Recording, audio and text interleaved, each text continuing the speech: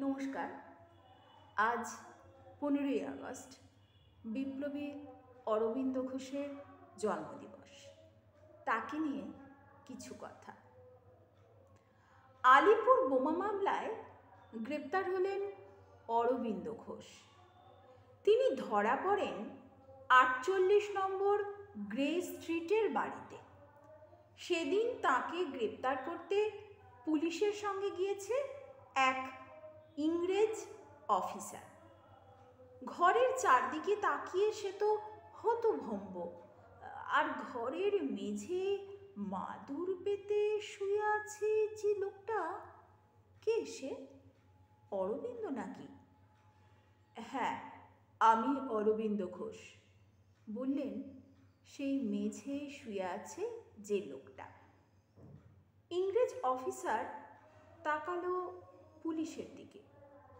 অবিশ্বাস্য, এই অরবিন্দ ঘোষ যে দীর্ঘ 9 বছর বিলেতে কাটিয়ে এসেছে, যে চালচলনে খানাপিনায় পুরো দস্তুর সাহেব, যে নাকি ভালো করে বাংলা পর্যন্ত বলতে পারে না, তার এই দৈন্যদশা, তার একটা শোবার তক্তপোষও জোটে না, না বিছানা বালিশ, এই যে একেবারে ইংরেজি ভোগবিলাসের প্রতি পরম তিরস্কার। অরবিন্দের দিকে চেয়ে ইংরেজ অফিসার ধিক্কার দিয়ে উঠল, বললেন, I am ashamed of you. Aurobindo হাসলেন, বললেন, তুমি হতভাগ্য, তাই কি করে বোঝাবো এই ভোগ বিরতি জীবনের কত বড় বিভূতি। সার্চ করে পাওয়া গেল এক কৌটো মাটি। কি ওটা? বোমার মশলা?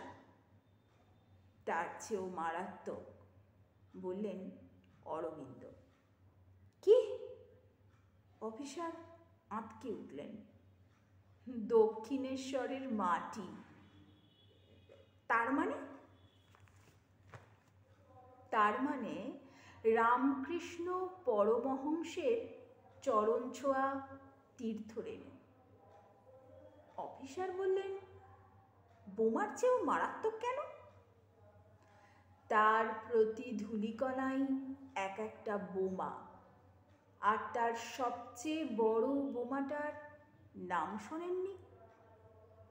সে বোমাটার নামই স্বামী বিবেকানন্দ। হ্যাঁ, এমনই ছিল বিপ্লবী অরবিন্দ ঘোষ। এমনই ছিলেন বিপ্লবী অরবিন্দ ঘোষ, যাকে আমরা সকলে চিনি ঋষি অরবিন্দ ঘোষ নামে।